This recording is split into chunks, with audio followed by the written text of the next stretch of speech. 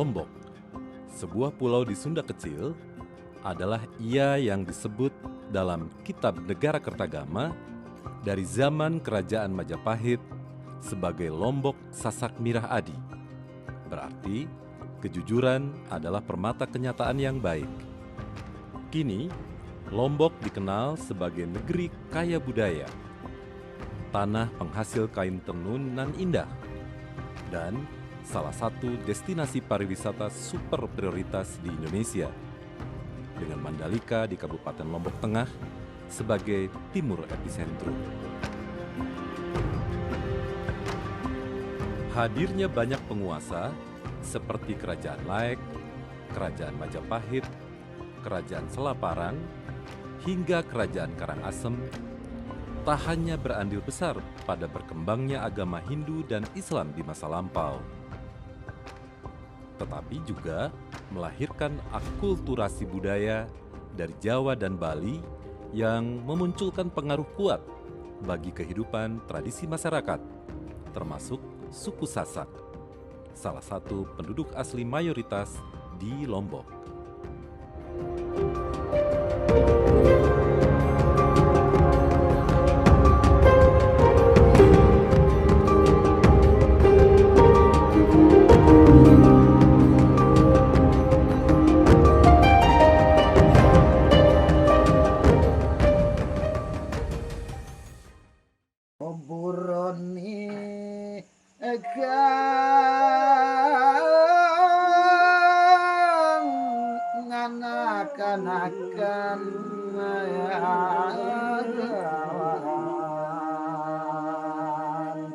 Kemudian seuang panggil ini si sang raja, setelah dia lihat sama sang raja ini manjangan, ini kijang, kemudian diburulah olehnya.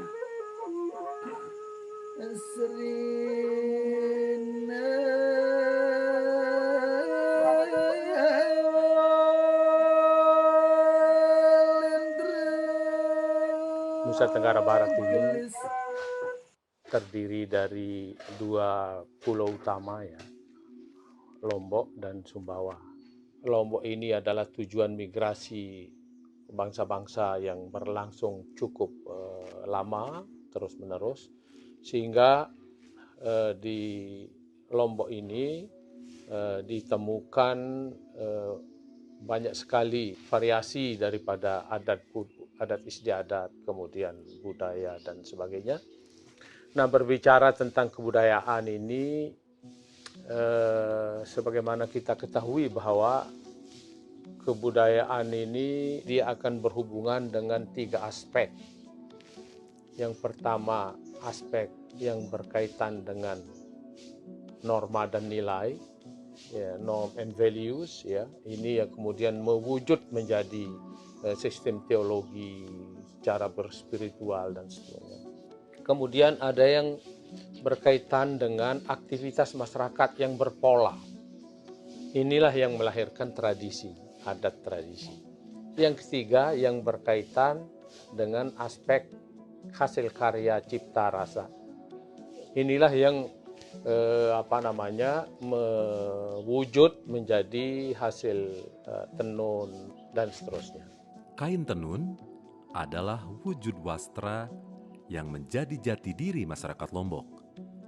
Ia telah jadi bagian dalam hidup masyarakat selama ribuan tahun.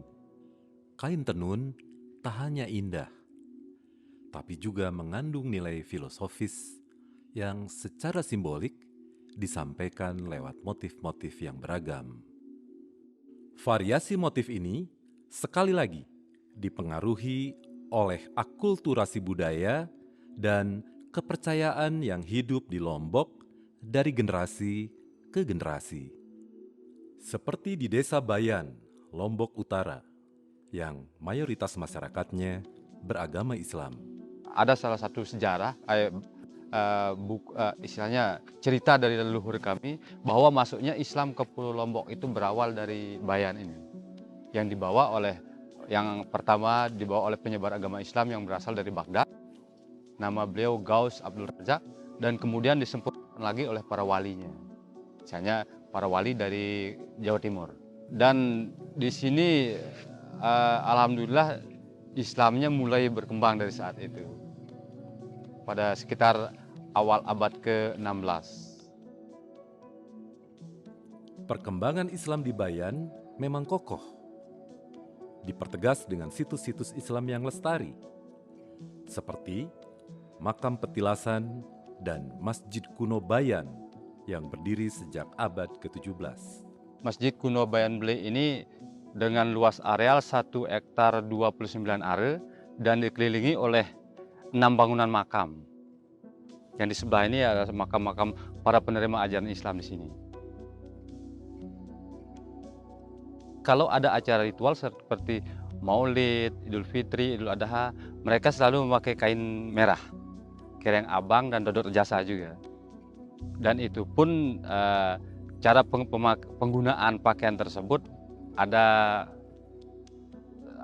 khusus lah caranya. Seperti mungkin kalau kita naik ke Masjid Kuno ini dengan kita bangsawan, berarti kita harus memakai pakaiannya sejenis sampur namanya.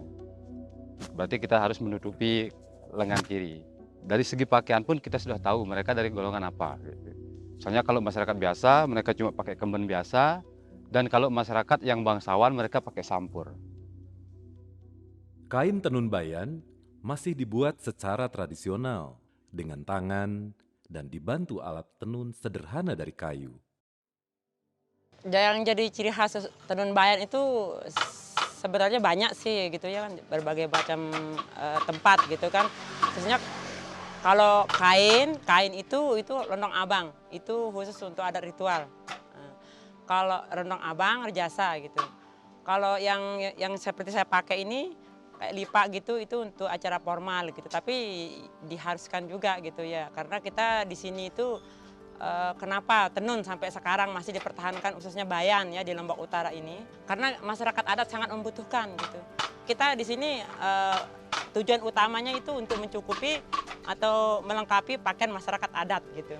Makanya sekarang juga dengan adanya pandemi ini juga kita tidak begitu merasakan lah, karena masyarakat membutuhkan setiap saat gitu.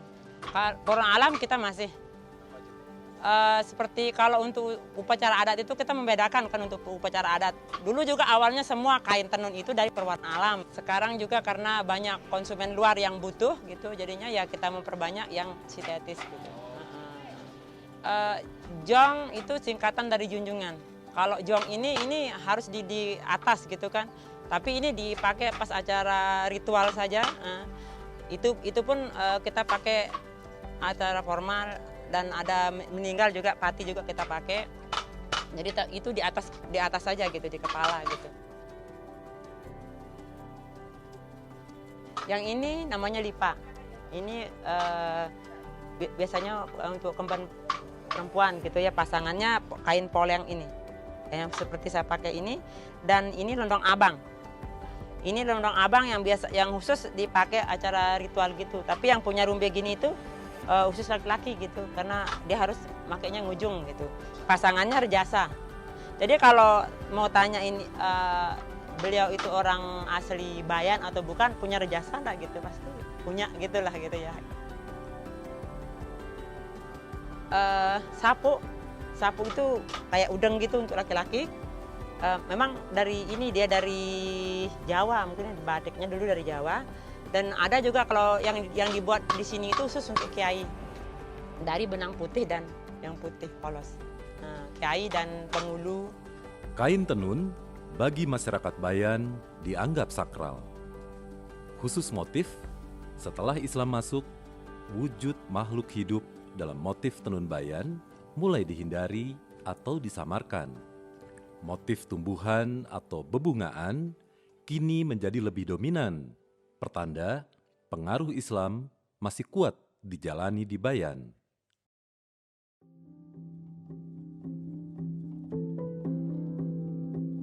Di Desa Sukarare, Lombok Timur, para penenun berkarya dari beranda rumah masing-masing. Ciri khas kain tenun Sukarare adalah keistimewaan motif yang dirancang langsung dari kepala para penenun. Selain orisinalitas tersebut, kain tenun Sukarare masih menggunakan pewarna alami untuk mewarnai benang-benang bahan dasar tenun. Ia dihasilkan dari kulit kayu mahoni, biji buah asam, daun sirih, juga kunyit.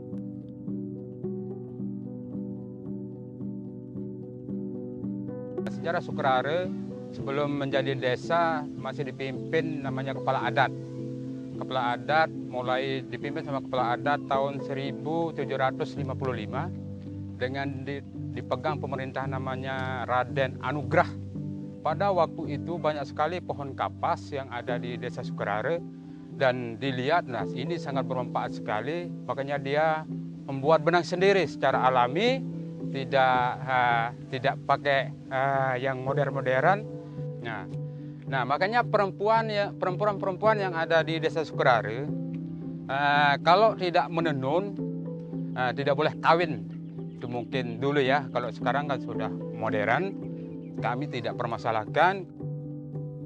Sejak kecil, para perempuan di Sukarare sudah belajar menenun. Hingga ketika dewasa, mereka sudah pandai.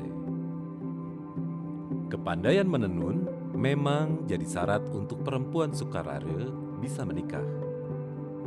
Karena itu, ada ungkapan yang mengatakan perempuan tidak bisa disebut perempuan Sasak jika tidak bisa menenun. Atau gadis Sukarare belum pantas menikah jika tidak bisa menenun. Kita kan midang bahasa Lomboknya ya. Kalau bahasa Abang kan apel. Kita midang sambil kita diajak kerja sama sang gadis. Nah, dia merengek-rengek juga mau dibantu. Tolong saya isikan penengol untuk motif, kita bantu. Nah, kalau dia capek, nah kita bantu lagi kan untuk ngumpuk-ngumpuk. Nanti kalau ada yang datang lagi, mungkin dulu kan banyak pacarnya, tidak cukup satu orang. Kalau satu pacarnya dikirain tidak laku-laku. Makanya satu gadis bisa pacarnya 5-10. Nanti kalau kita tidak mau gantian, bertahan, cuma malah kita akan bertengkar. Nyawa taruhannya. Nanti mungkin di tengah jalan ditunggu kita. Nanti datang saya sebentar keluar, nanti datang lagi dia juga harus keluar. Makanya kalau bahasa Lomboknya pare rekat pare rau, Semarang cekat ini mau.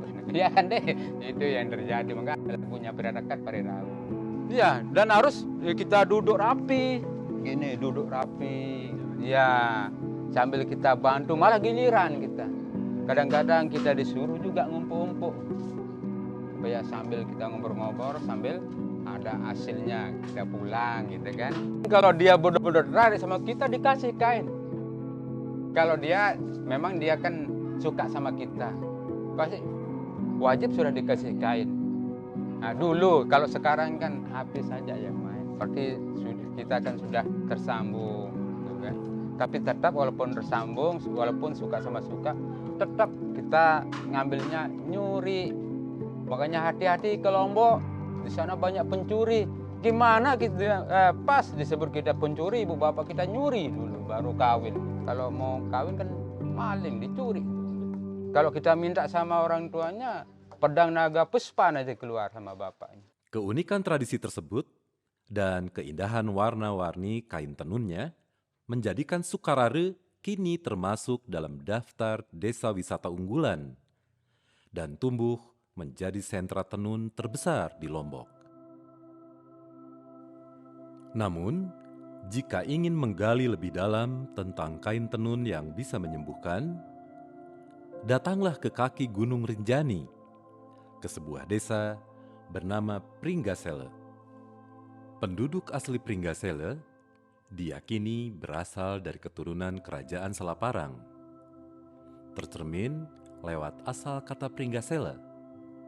Pringga artinya generasi atau keturunan, dan Sela dari Selaparang, kerajaan kuno yang pernah jadi salah satu kerajaan Islam terbesar di Lombok.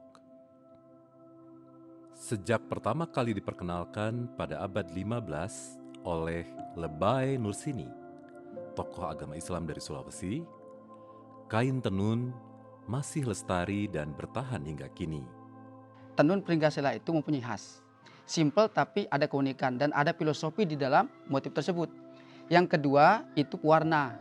Dari warna alam itu, dari dulu itu masyarakat Pringgasela itu bisa membuat warna dengan cara tradisional.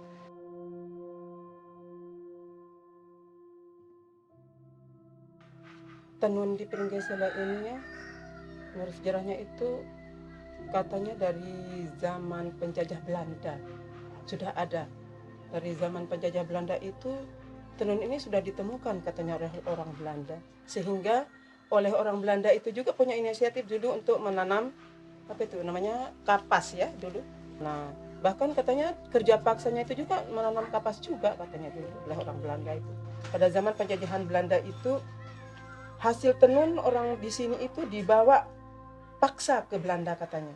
Nah, pada tahun 1998 ya, sebelum bom Bali itu, ada orang Belanda ke sini. Orang Belanda ini yang bawa tenun, hasil tenun orang sini karena diambil dari museum di Belanda sana. Iya, katanya diambil dari sana. Nah, dia bawa ke sini itu dia mau menanyakan ini benar enggak produk ini berasal dari sini.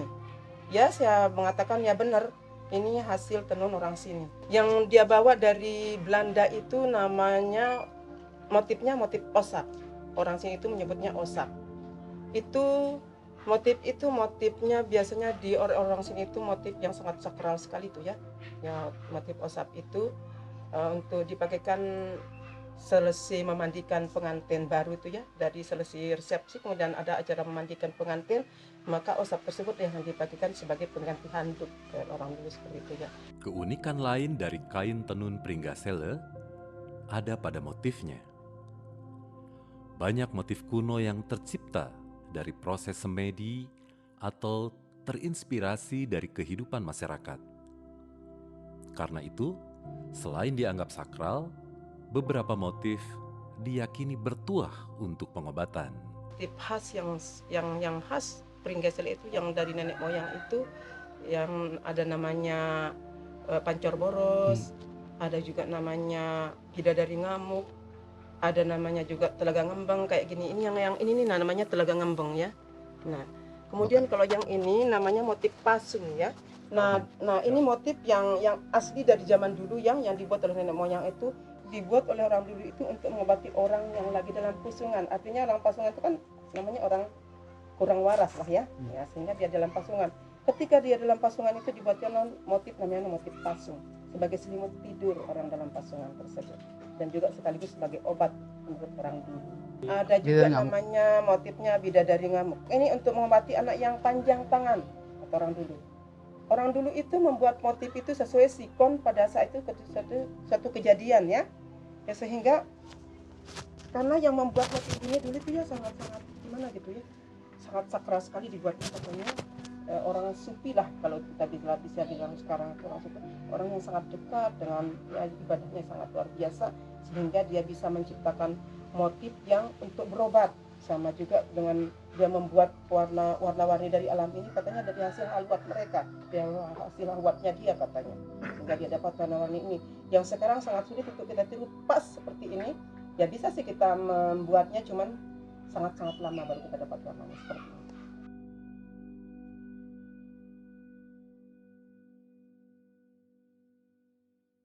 Dulu saking sakralnya tenun Pringgasela itu tidak boleh dilihat. Itu khusus tempatnya bertenun. Orang itu jadi ada namanya poposan, dan juga dia itu dulu kalau bertenun itu tidak boleh dilihat. 24 jam harus jadi. Kalau ada acara adat, misalnya ada acara adat desa atau gawe desa atau perkawinan bangsawan, itu khusus penenun yang membuat desain atau motif itu sendiri. Misalnya motif burung atau motif bunga, itu persis sekali burungnya hidup. Saking sakralnya orang tua dulu membuat desainnya. 24 jam tidak boleh lebih. Besok ada acara, sekarang dibuat, besok pagi langsung digunakan. Masyarakat Pringgasela sejak 8 abad lalu masih menjalankan tradisi Boteng Tunggul untuk merayakan lestarinya kain tenun kuno bernama Tunggul yang usianya 850 tahun. Tradisi ini tak hanya merawat ingatan akan kekayaan tenun Pringgasele, tapi juga upaya penting mencintai warisan Nusantara. Karena jalinan hidup yang erat terkait dengan kain tenun, suku Sasak percaya bahwa mereka lahir, tumbuh, belajar, hingga mati bersama tenun.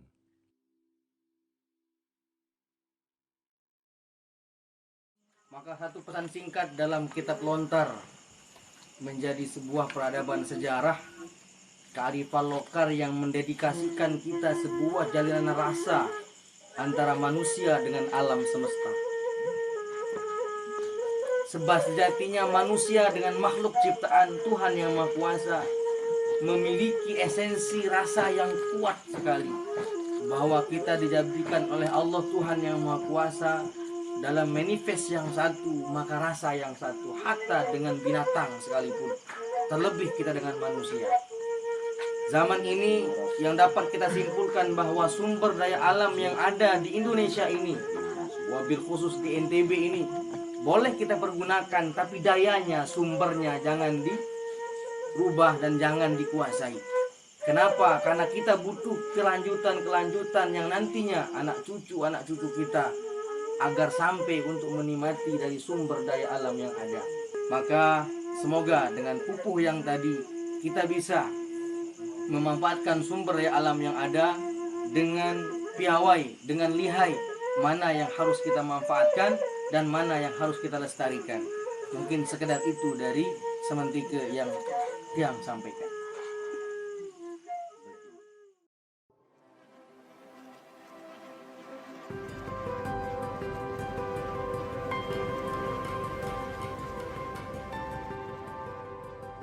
Dalam perjalanan panjang kain tenun, kita pun menyadari betapa kain-kain ini tak hanya menjadi bukti akulturasi berbagai pengaruh kebudayaan dan kepercayaan yang kuat, tetapi juga pemegang teguh tradisi dan menjadi jembatan antar generasi.